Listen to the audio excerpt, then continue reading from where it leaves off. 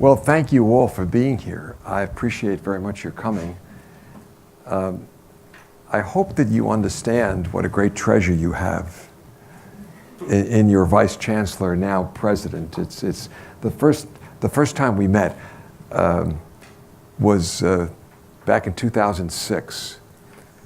And there were 5 of us who came from the US and 5 from the UK that had been selected by the then Prime Minister, Gordon Brown, to do a private study group for him. And of course, the 5 from the US side were presidents, and the 5 from the UK side were vice chancellors. Now, this is very confusing to us in America. Because, for example, when I became president of NYU in 2001, I was given the title of president and chancellor. Now, no one knew what a chancellor was, but I knew that you don't dispense with an asset for no reason at all. So I went around and was constantly referred to. I mean, the students and the faculty and the folks at NYU call me John, so it's kind of irrelevant. A few years into my presidency, they began to call me, it turned out, J-Sex, but that's a whole different story. But the students call me John, but when I was introduced formally, it would be President John Sexton. Nobody ever used the chancellor thing. But there was a man who had been given the title provost who wasn't appropriate for the job, the chief academic officer of the university. And we were dear, dear friends, and I didn't want to seem to demote him. So I said, Harvey, I'm going to appoint a different provost. I want to make you vice chancellor. I said, I'm chancellor? No one knows what that is. So you could be vice chancellor. No one knows. That is it. You can go around and do what you do best, which is kind of lubricate everything, fix it up, Well, he loved it. And then I appointed 1 or 2 more vice chancellors. And when we came together, the 10 of us, for this UK-US study group, as Gordon called it, I brought along a terrific emerging young scholar. She's now the provost at NYU, Lord knows. But at the time, she was vice chancellor for Europe. And she has a British background. In fact, there's a peerage in the family. And her mother is an Anglican priest. And we went around the table, and the 5 presidents went down the row and introduced themselves, and then the 5 vice chancellors introduced themselves. And then it got to Katie. And she said, I'm Katie Fleming. I'm vice chancellor of NYU, and I don't know who this schlemiel is who introduced himself as the president. But in any case, Chris has now solved that, as he should, by having both titles alighted in him. And you should just know how much those of us from outside of Southampton admire him. He's a very special person, and I think the more you get to know him, the more you'll feel that. And it's a great privilege for me to come here today, and a still greater privilege that you would come and listen, some of you for the 2nd or 3rd time during the day as I've gone through the day talking to various groups. So I've been asked to talk for a while, and I'll talk for a while. I talk largely extemporaneously. My guess is I'll talk for about a half an hour. Although if you get an irresistible urge, you shouldn't hesitate to raise your hand and say, that's not clear to me, or I object, or that's one of the most absurd things that I've ever heard anyone say in this august surrounding, or I just have a question that's raised by that, I can't wait to answer. So don't hesitate, okay? You may have gathered that I am an informal person, and we'll work with it. But in any case, I'm not going to talk, I hope I'm not going to talk more than half an hour, and I'll try to discipline myself by giving you kind of topics to which you can return if you want. And then we'll reserve about a half an hour or so for questions or commentary on what I say. But the general organizing theme is higher education in a globalized world. So let me start by making an observation. There are 70 70 institutions in the world today that exist today as a structural matter in exactly the same form they existed 500 years ago. 70. I'm sorry, strike that. I already made a mistake. There are 85 such organizations. You could name some. 70, though, are universities. 70 to 85. Then you can add the Parliament, you could add the Vatican, you could add 8 cantons in Switzerland. Okay? That's 10 of the other 15. But the key point I want to make is that 70 of the 85 are universities. None in my country, of course. The oldest in my country only makes it about 2/3 of the way there. Several in the UK. At least what's presently the UK. You lose a few if you lose Scotland, right? So that should tell us something, that there's a tremendous strength in whatever it is a university is. I mean, there should be, if you think about it. It's the institutionalization of one of the great gifts that we humans have, and that is thought. That's what universities do, is thought. And this is the way we organize the institutions of creating new thoughts and transmitting the thoughts that exist, of testing the old ideas, even as we create the new. But there's this stability that, and a conservatism, even as we provide advance in thinking. So adaptation goes along with being a university, but it's an adaptation built on a deep foundation of strength. And if you think about it, universities have always operated beyond sovereignty. Sovereignty is a meaningless concept, even though it's fair to say in some ways that universities until relatively recently viewed themselves as training the national elites, the very best universities. But those who populated the university paid little attention in their disciplines to sovereignty. So mathematics talks to mathematics around the world. Philosophers talk to philosophers around the world. Not to say there are no limitations of space or time, but we've never stopped our conversations at the kind of artificial boundaries of sovereignty. All right, so that's the university. Now, what about globalization? The first version of globalization is one I get off the table very quickly. Okay, it's very much in the foreground these days, and that is economic globalization.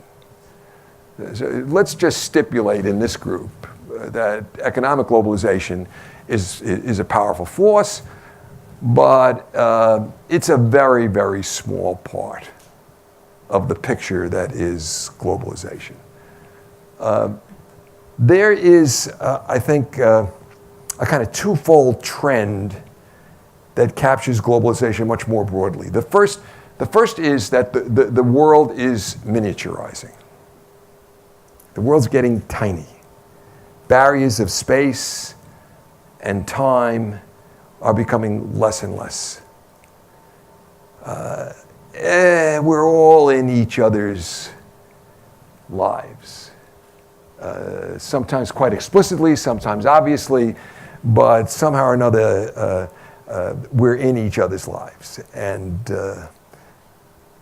no matter where we are, even in the most remote areas of the world, if nothing else, climate change is something that is in everybody's life. But you just can take example after example after example. And the fact of the matter is that we're now at a point where gating strategies, the gated suburban community with the security guards and the buzzing in, or if you want to, building walls, along southern or northern borders, whatever you want to do, right? I mean, I was remarkable to see in the madness of the American presidential election a show that featured one of the key border crossings between Mexico and the United States, which was a tunnel under a wall right there in southern Texas, into a house that had been rented,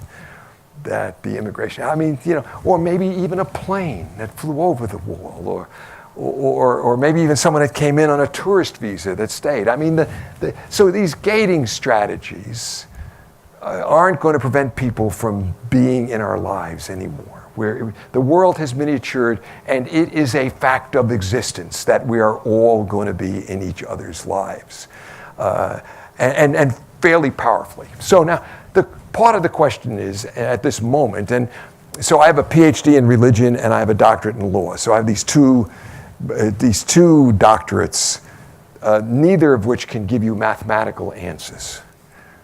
Okay, my life has been about taking exams where the first two words could always be, it depends.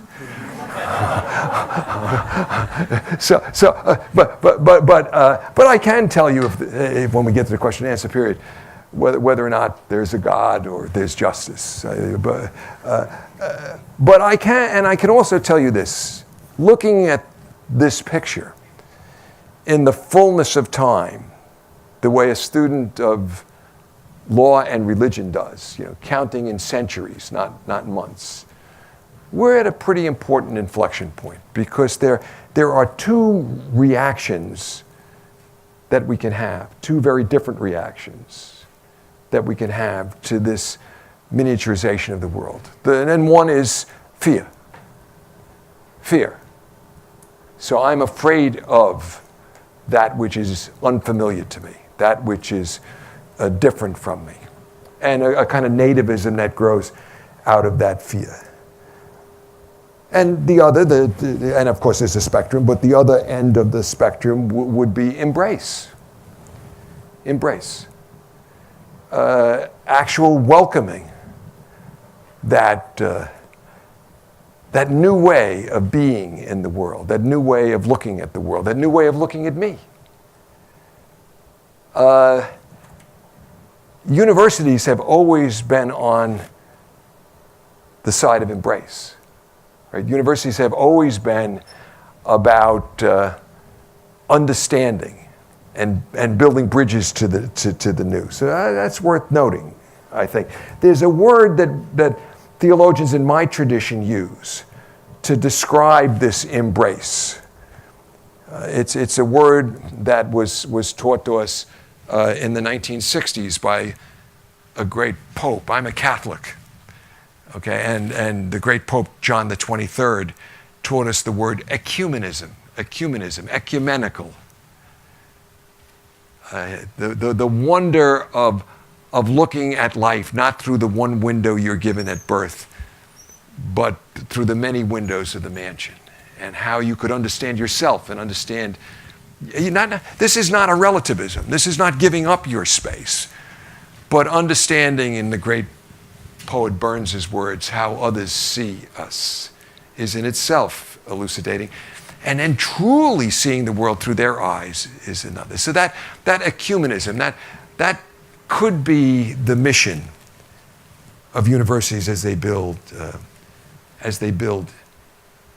together the world that comes.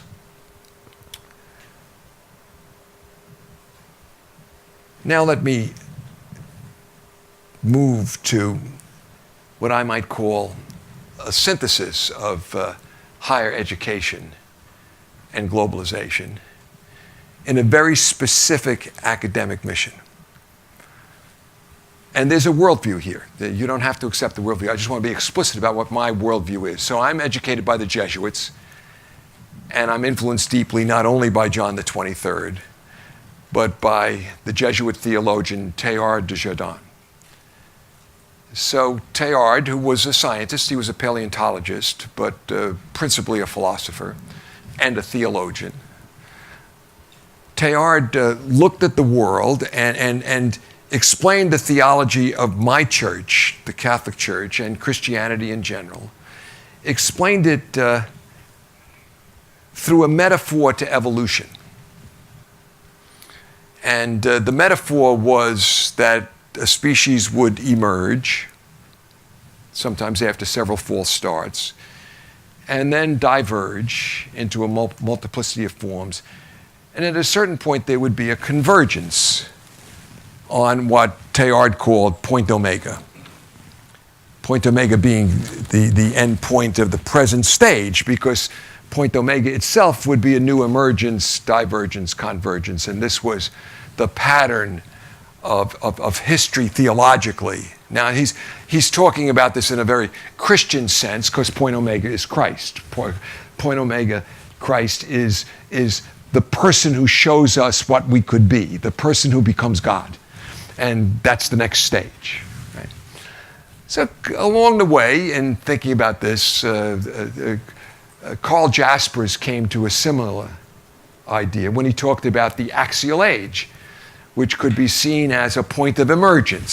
So for Jaspers, the point of emergence occurred somewhere between 800 years before the Common Era and 200 years after the Common Era. So over a millennium, there was an emergence from the tribal senses of self, where if someone in our tribe was injured by someone in another tribe, it was sufficient justice to go and grab anyone from the other tribe, since they were collectively guilty, and exact retribution there. So there was not a sense of individual culpability, but beginning with people like Lao Tzu and Confucius and Moses and so on, this notion of individualism and individual responsibility began to merge, and it merged over what Jaspers called the Axial Age. So an idea very similar to Teilhard's concept of emergence. The Axial Age is where a new form becomes mature.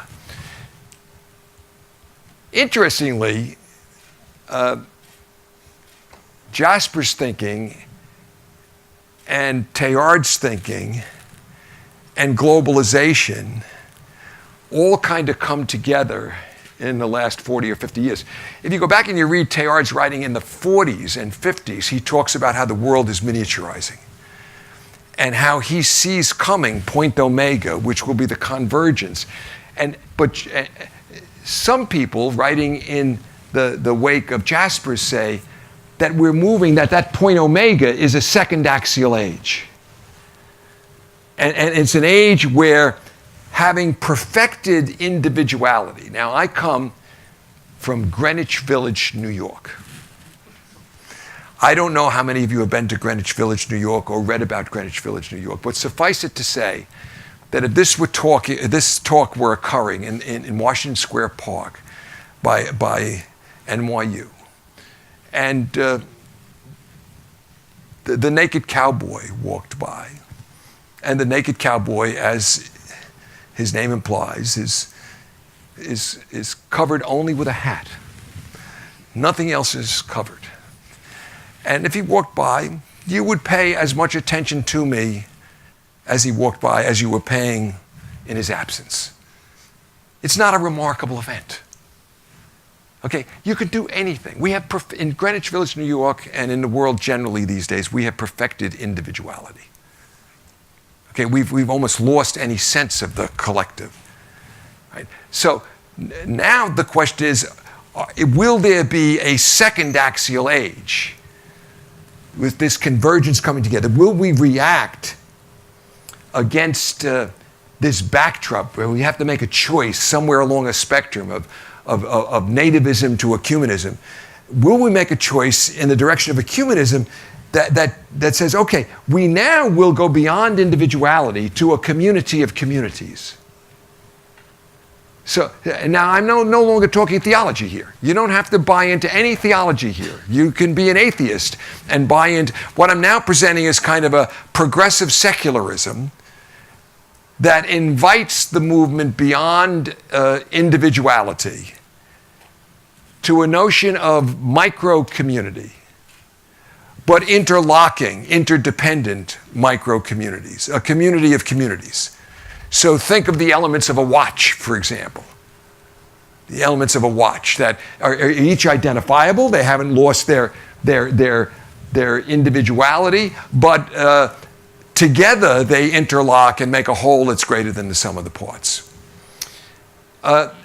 What's behind the view of a university that I'm going to present to you is very much that progressive secular notion, which is it's an act of hope. It's an act of possibility. It says we can do this. But if we're going to do it, universities have to lead the way in doing it because they are the elements of interconnectivity. They are the elements of understanding, of bridging and tunneling. But we have to be a bit self-conscious about it.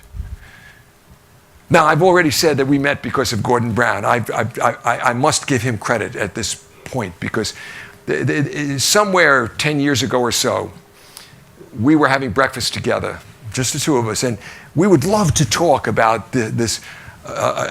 He's an unbelievably, whatever his blessings and curses are as a politician, he's an unbelievably virtuous and erudite man. When he would visit NYU and some of my leading scholars would meet with him, I would always say, be very careful. Never mention to him a book unless you've read it. And be prepared, if you mention a book to him and he hasn't read it, that the next time you meet him, he will have read everything by that author and expect you to be prepared to discuss it. So this is a very intimidating friend, right? But he helped me develop thinking of this kind of community of communities, and I had gotten to the stage where I was talking about the emergence around the world of a set of idea capitals. Idea capitals. Now, I pronounce that with an R, I know, because I'm from Brooklyn, but it's IDEA, ideas, okay, idea capital. So a set of idea capitals that interlocked as a network. And there would be a Premier League of such idea capitals. And the extraordinarily talented of the world would flow among those idea capitals on many continents. And there would be kind of an interconnectivity among them. This is part of this second axial age.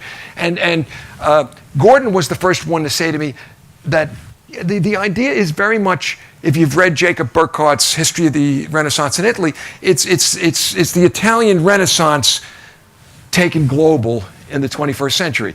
Because if you had said to Michelangelo, you can only do your art if you do it exclusively in Florence or exclusively in Rome, you would have lost him because he wanted to travel to Milano and Venice and so forth and so on to be part of this circulating global intellectual community. Okay, and these idea capitals interconnect very much in that way.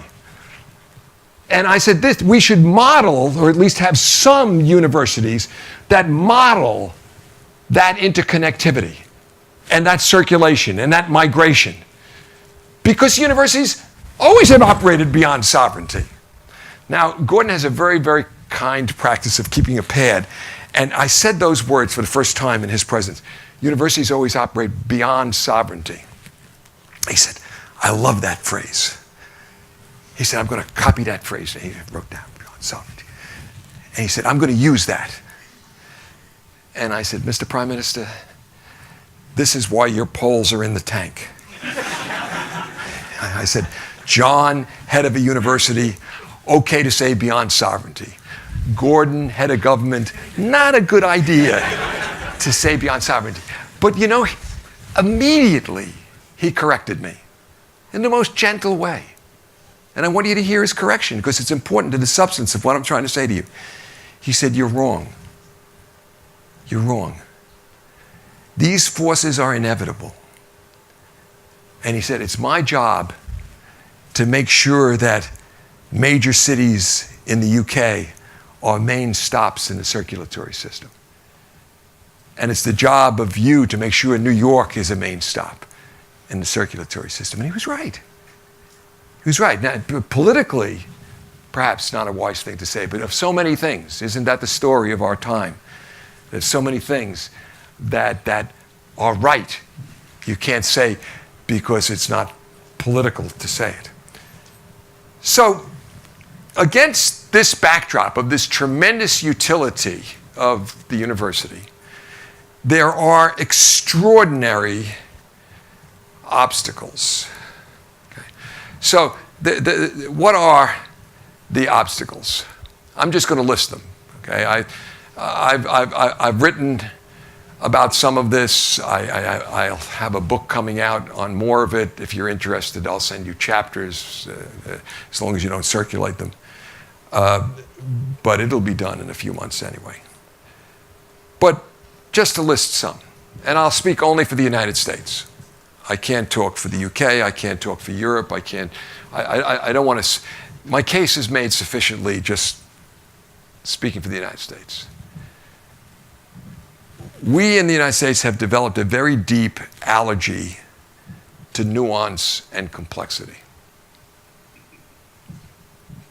Thought is dying in the United States. We want very simple answers. Best of all, we want rankings. Just give us a nice simple ranking. We would rank anything. Second, along with this allergy to nuance and complexity, we've become addicted to immediate gratification. The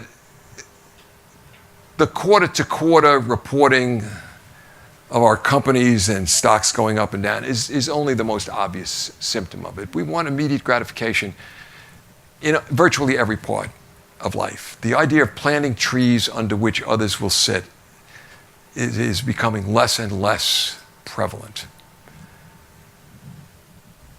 Now, what do universities do? We do nuance, complexity. We specialize in the longer term. In his great book, The Idea of a University, a Re-Examination, the great patristic scholar, later dean of Yale's faculty, Yaroslav Pelikan,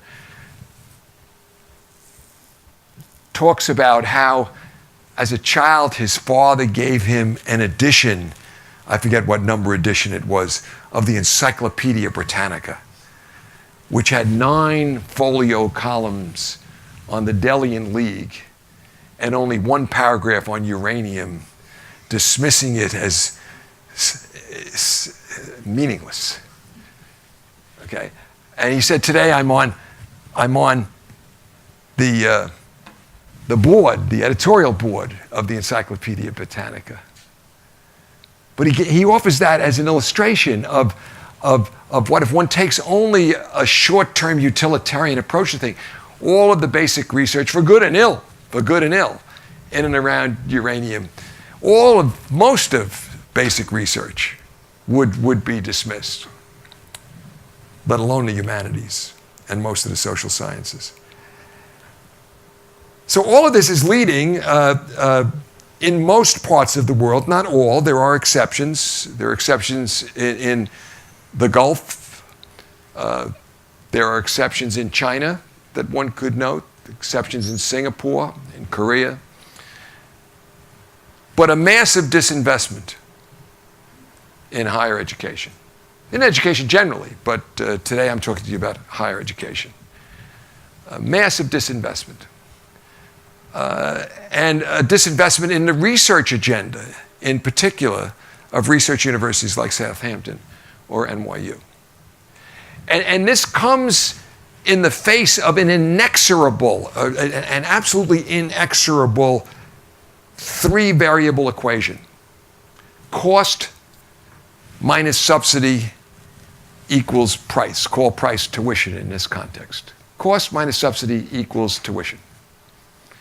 And when you look at cost in our sector inevitably goes up if you maintain quality at a rate significantly exceeding headline inflation. It's unavoidable. I could give the long explanation if you want. I'm sure your economists here can give the explanation. It's essentially what is called the live string quartet problem. And that is that we are in a high talent service business. Right? A high talent service business, as exemplified in a live string quartet. You can't cut a musician because then you don't have a quartet anymore. You can't tape the music because then it's not live anymore. You can't play the music more quickly to get 2 concerts done in the space of 1. I mean, there's a difficulty. And if you want talented musicians, okay, if you, the students, are in the very top 1% in the world, as you must be, because you're here, okay? But if you're in the top 1% of the world, we must attract people to teach you who are at least in the top 1% in the world.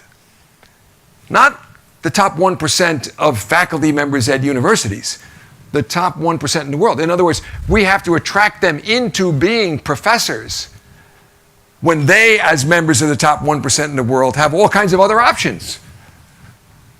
Right? So if we don't give them a decent life when they could go be an investment banker, or they could go work for a consulting firm, or they could go be lawyers, or whatever the other options are that they have, right? So technology, meanwhile, in other parts of the economy is working out savings because you can produce more widgets with technology more rapidly. And since we're looking at the overall economy for the standard inflation rate and technology is saving there, okay, inherently, at the top end, I'm not talking about, yes, there are places in the university where we can save by incorporating technology into education. Believe me, I know all about it. But at those very same universities, we have to have the latest MRI machines for the research at the medical school, and the latest cameras for the films that are being made at the film school, and the latest computers in the computer science department. So the technology we purchase has a half-life of like a month. Right? So when you look at the overall picture, if you're going to maintain quality, now we know, right? We know how to solve this problem, and that is they'll never notice if we cut quality. So in my city, New York City, the median score on the standardized test given to high school graduates, the median score of the teachers that were hired last year was lower than the median score of the students that were graduating from the high school. If you hire your teachers from the bottom half of the class, the result is going to show over time. Right? So we know how to do it. You want to keep costs down? Just, bring in those students in the top 1% and let people in the top quintile teach them. And then people in the top 2 quintiles. And then before you know it, the results will be felt. So cost is there and going up more rapidly than inflation. Minus subsidy. Oh, what's happening to subsidy? Right? In my country, at every level, it's going down. You'll make your own judgment about what's happening here. Okay? So cost minus subsidy equals price or tuition. It's going up. So now here we have a tremendous dilemma. Because why? Because as that price goes up, there are people who will pay the price. So I was the head of the what is it called? The collective of American colleges and universities, 5,000 American colleges and universities. When the Secretary of Education in the United States gave a speech praising an online university, a college degree, accredited college degree, it was run by a group called Western Governance for only $10,000 total compared to $200,000 at NYU. The Secretary of Education got up and said, "This is the future." And I went to him with a piece of paper and I said, "Mr. Secretary," it was just the two of us. I said, "Mr. Secretary, that's the future?" I said, "I'm going to go to the bank and I'm going to borrow $200,000, the cost of an NYU education, and I'm going to put it in an attaché case in cash, and I'm going to bring it to your office with a TV crew so nobody says you're taking a bribe or anything else. Completely transparent to the public, and I'm going to give it to you as a gift. When you give me a piece of paper saying you're going to send your children to an online university. You see, because this is like fighting wars with other people's children, right? We're going to stamp people with a college degree and claim a political success. So what do we do?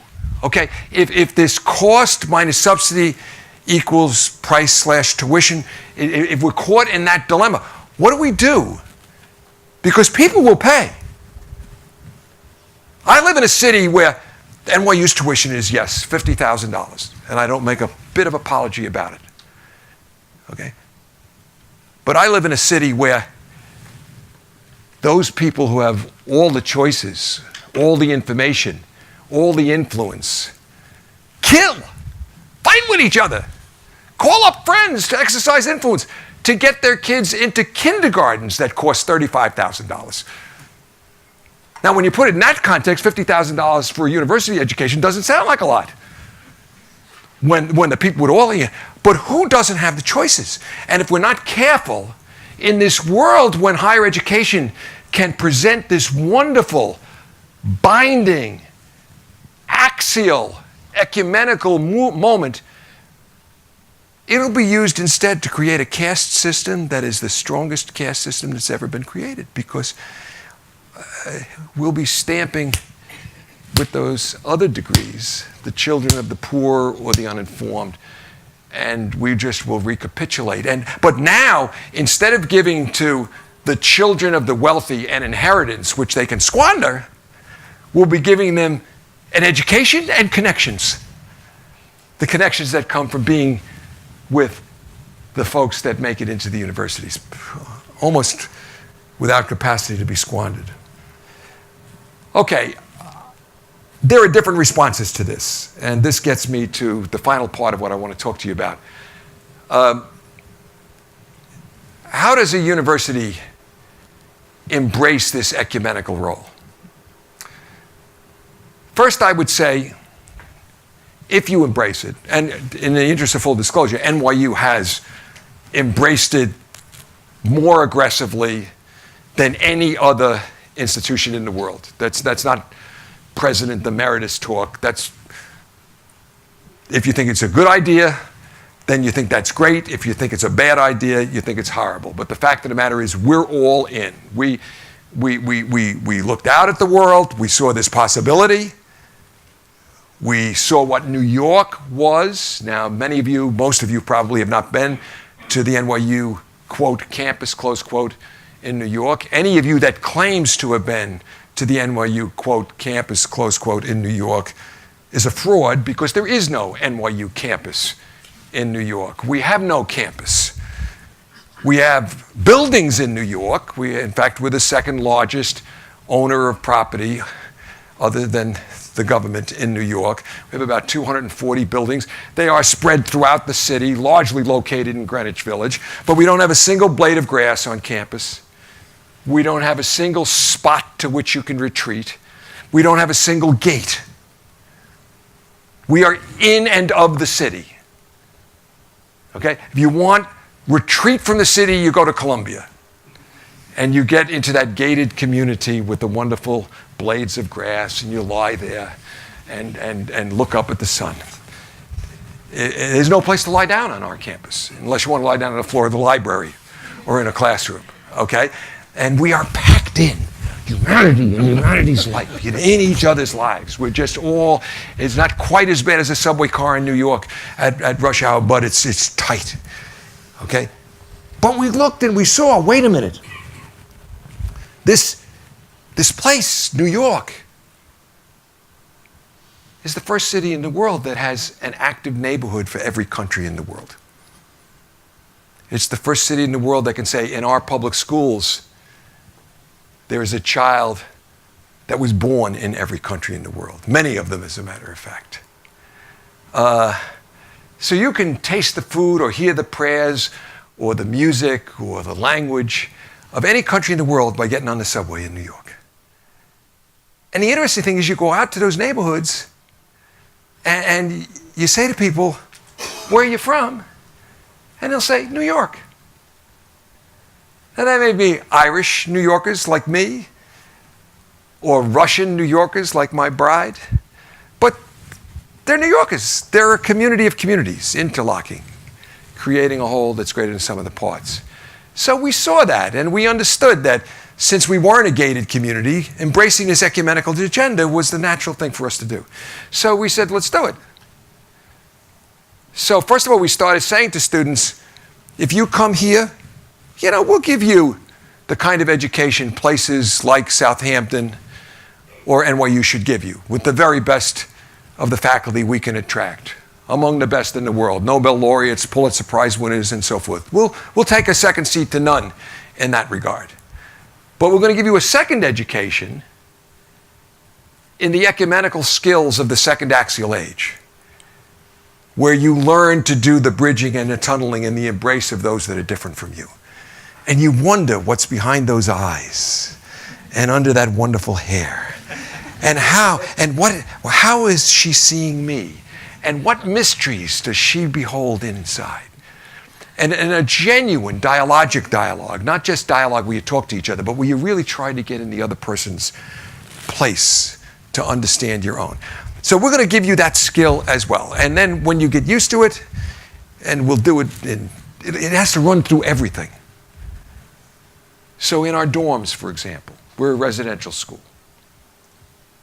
So we said, let's start off with little finger exercises. Let's create what we call exploration floors. So what's an exploration floor?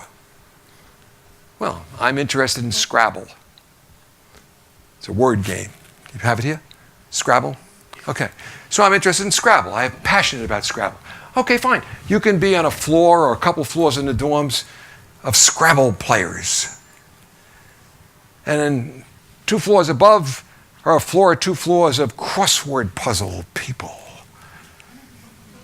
And so forth and so on. And then shame on you if you stick only with the Scrabble people.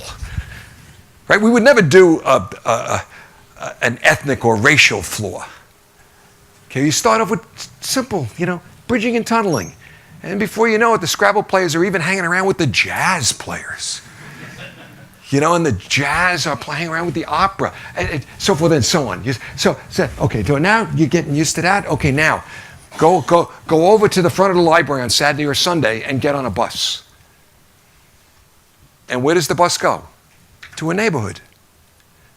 And there's an old timer in a restaurant from Lithuania who tells you about Lithuania and plays some Lithuanian music and so forth. So now if you do that every Saturday and every Sunday for your 4 years, you'll see virtually the entire world. But taking you to Chinatown is one thing. Now we want you to study away. This is now 2.0. We've used maybe 3.0. 1.0 is the internal to the university, 2.0 is the city, 3.0. Now we're out and we're going to send you to the places. So we created, as Chris said, 12 study away sites on 6 continents. Full NYU, and the key word here is integration. Each of them owned by the units and departments of NYU. So if you're an engineering student, maybe you can't go to all 12, but there'll be courses that you can take in engineering at 3 or 4 of the 12. Or if you're pre-med, or if you're in the film school, or whatever. Okay, there's enough out there because the departments have owned it, which ensures its quality and articulates back into the major. So that was 3.0. And then 4.0 was we looked at this map, and we were beyond being Eurocentric. We were in Shanghai with a study away site. We were in Sydney. We were in Tel Aviv. We were in Accra. We were in Buenos Aires. We weren't in the Arab and Muslim world.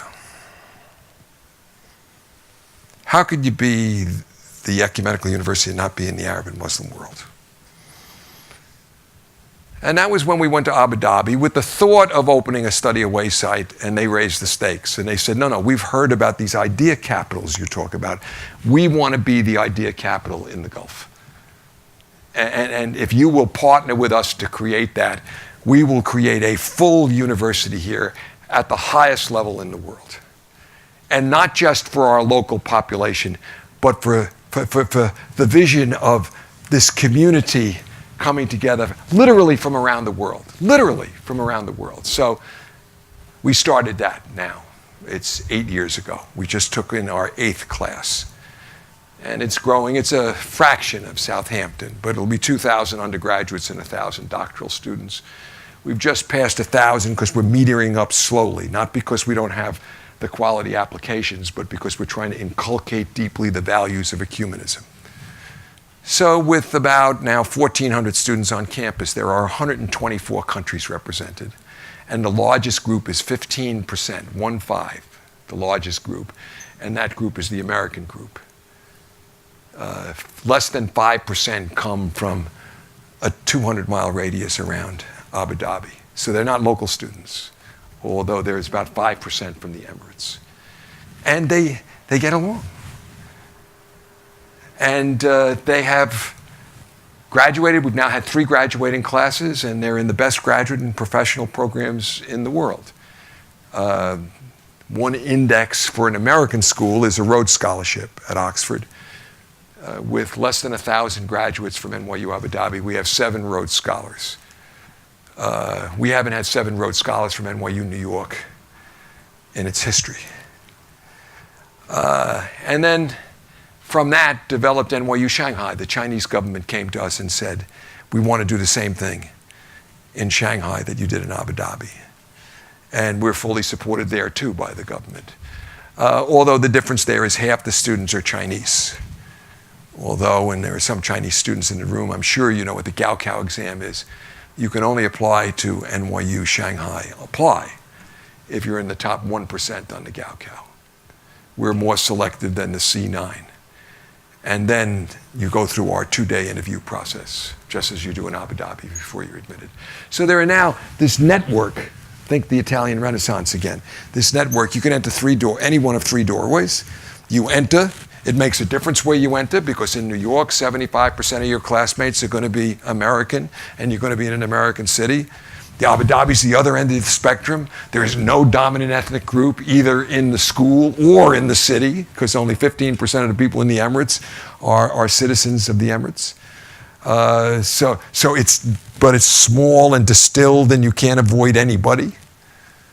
And then in between is NYU Shanghai, where half the students are Chinese, and the other half come from around the world. And of course, day one, every Chinese student has a non-Chinese roommate. And then that's where you spend most of your time, but you then circulate through the system. This is done purely, solely, and for no other reason than the academic reason I gave you. Globalization, in my view, is not something you do to generate revenue. Because we come back to that cost minus subsidy equals tuition. High quality education needs that second element. The subsidy has to come from somewhere. We're able to do it in Abu Dhabi and in Shanghai because of tremendous subsidies from the governments there. We're able to do it in New York because of philanthropy and because of some subsidies from the American government. But you cannot run high quality education for a profit. It's not doable. It's not doable. Now, I wouldn't presume to say how Southampton, which is a great university, should situate itself. I certainly wouldn't recommend the NYU model, but there will be other models that I think would be readily available to you. There'll be things like deep consortia, not the traditional MOUs on exchanges, but deep consortia where faculties work among a group of 4 or 5 similarly situated schools in different parts of the world to create a genuinely unified platform. Not everything unified in the university, but a platform that allows articulation and mobility. Because the circulation is the key to quality control.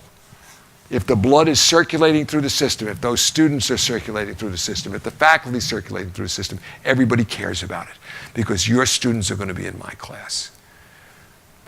So whether you do it on that model or some other model that this great man will think of, I will say this. It would be academic negligence, in my view, not just because I'm a zealot for this. It would be academic negligence to ignore the forces that are around us and the moral opportunity that we have. With that, I'm going to close and open it for questions.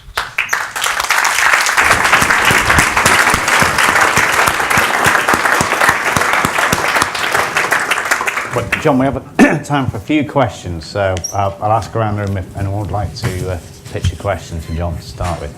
I think you've heard not only a vision, but a reality of what NYU is today, which is fairly unique, as you can probably gather around the world. Who would like to ask a question? Please. What's the first one to get going? Is your view of globalization, westernization? Phenomenal question. And the answer is decidedly no.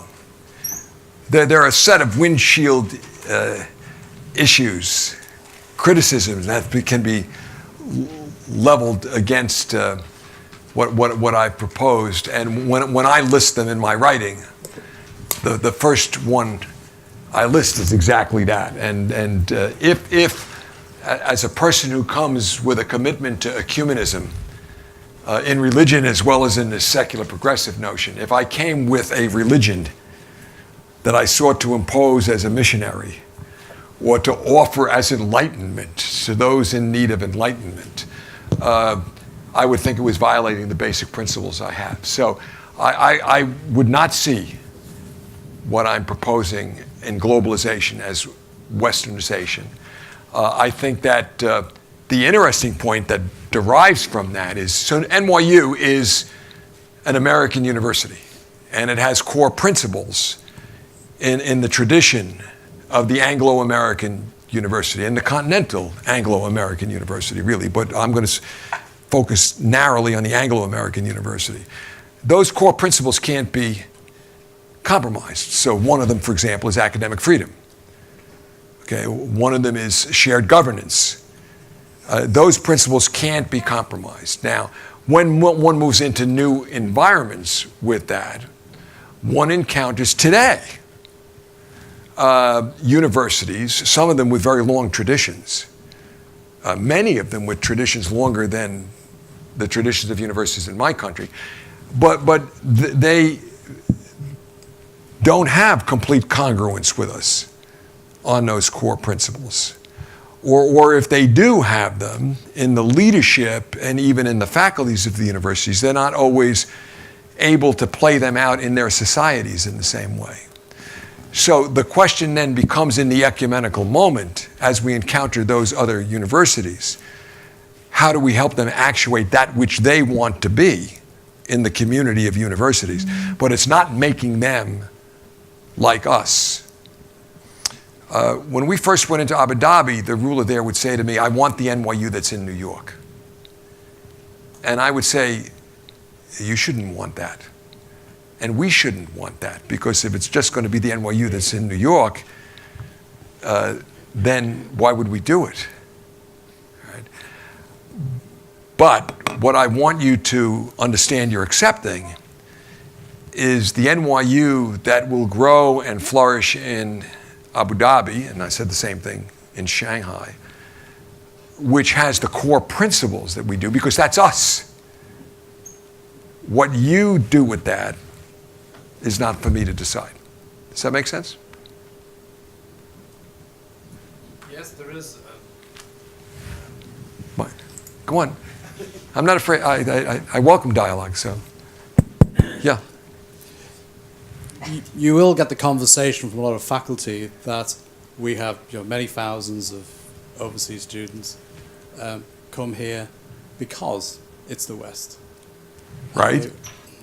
They're here. And they expect that when they arrive.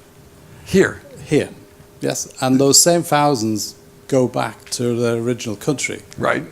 So it's probably a different market to New York in that way. No, but just think, suppose Southampton were in the position that NYU is in, where there's an NYU New York, where students would come with that full expectation and a good history against which to judge that which they expect, and an NYU Abu Dhabi. Okay, now NYU Abu Dhabi is built on the same core principles, but it's, as I said in my remarks, it's a very different experience. It makes a difference which you choose. It's not just a shorter commute. Okay, it's an utterly different education, as is NYU Shanghai. Each of them manifests itself differently, same core principles. Okay, and I wouldn't want it to be a homogeneous, that all that's at stake is the commute, and we're bringing truth to you. Okay, we're bringing ourselves to you. Okay, we're bringing it into a society that's different from ours. It's a society where there are things that I think could be improved in the political and social and life. By the way, there are things in New York that I think could be improved, even though we have an NYU graduate as mayor, following an NYU graduate as mayor, following an NYU graduate as mayor. Okay, so we've had something like 24 years of NYU mayors, and the city's still not the city I want. Okay, so but that doesn't mean I'm going to shut down in New York. Okay, I go, I encounter, I offer myself in the dialogue, and the students should just know and be instructed in the matching process we call admissions about what the features are, so that they get what they expect. So I'm not at all surprised that students that come to Southampton expect a Western education. But students that come to Southampton, Abu Dhabi, I think reasonably could expect a Western value education situated intimately into an Arab and Muslim culture that's at the crossroad country place where the Bedouins were. So I have a little test with faculty colleagues, which say, can you tell me the name of the leader of China and of India? And some can, many can't. I ask the same question when I'm in China and India, and they know the leader of the United States, the UK, Russia. So the shift of knowledge and media is so much westernized that... Oh, is that it? Or is it that the education is so much deeper? I mean, it took me 3 years before my faculty, the median faculty member, realized we were not in Abu Dhabi.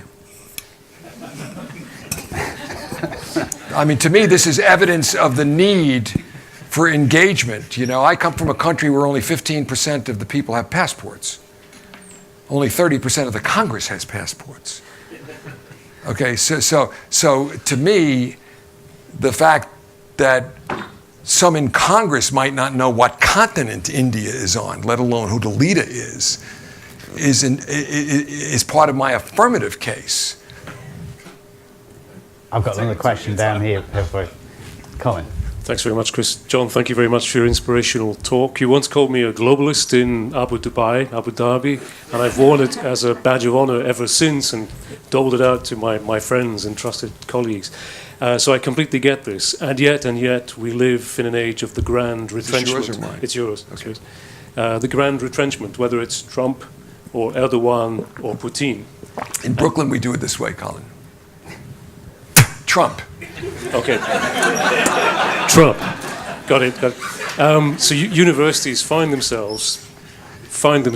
This is a directional mic, almost, Mr. Provost. Thanks, Rich. Find themselves occupying a political space, engaging directly with governments. Some universities, for example, visited in the form of a consortium Iran as soon as Iran started opening up to the West again. Should universities be playing these political roles in the absence of competent politicians, shall we say? Well,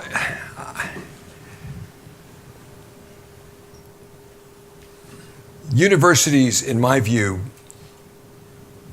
have the principal mandate, not a principal mandate, the principal mandate for creating the ecumenical world that I've described. The reason universities have that principal mandate and not government is that governments operate with the limitation of sovereignty. That's my colloquy with Gordon, and rightly so. I mean, that's what they are institutionalized to do, and hopefully we have sovereign leaders, or leaders of our various nation states, who will help knit together a world that at least, even if it's not formally knit together, creates the interlocking interdependence and care about a common enterprise that humanity could achieve in the second axial age. But that's a hope for our political leaders. But universities have always operated beyond sovereignty and have the mandate of advancing thought, addressing nuance and complexity, and providing understanding. So I would think we have to be in that space. Now, I wouldn't, and I have to say that I'm in the minority in this position, but as the president or vice chancellor, maybe even the pro-vice chancellor of a university, I felt that in the 28 years up to this past January 1st, I had given up my own rights of political expression, except on things directly relevant to my mandate as a dean or as president of the university. So I would fight for funding for education. I would feel comfortable making the kind of talk I've just made.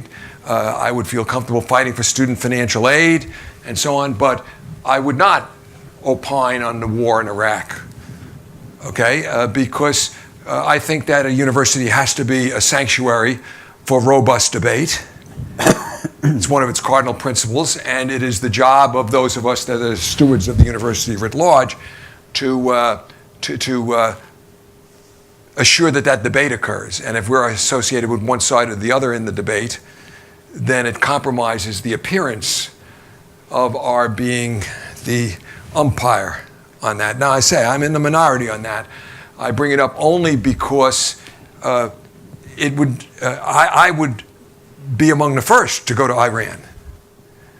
But I wouldn't be going under a bill of particulars that said the political leadership is incompetent, therefore I'm going. I'd be going because I will go to the person that disagrees with me the most and try to find a place of commonality so that we have a place on which we could stand to build greater commonality. And I think that's the ecumenical move. That's the wanting to see yourself through the eyes of your harshest critic and understand what kernel causes that person to be in that posture vis-a-vis you. What have you missed? Are you in fact perhaps wrong? And I take that approach with regard to stuff inside the university and throughout. So my opinion, now I'm talking as a lawyer, I'm offering here a concurring opinion. I get to the same place, but perhaps for different reasons. Or maybe you were just goading me. John, thank you very much. I think we've come to the end now. I just want to thank you really for what's been truly inspiring. I think you've presented, probably to most of us here, a different view, really, of globalised world and the role of higher education, and probably given all of us a thought about where that might take the world as well. So thank you very much, John. Thank you all very much.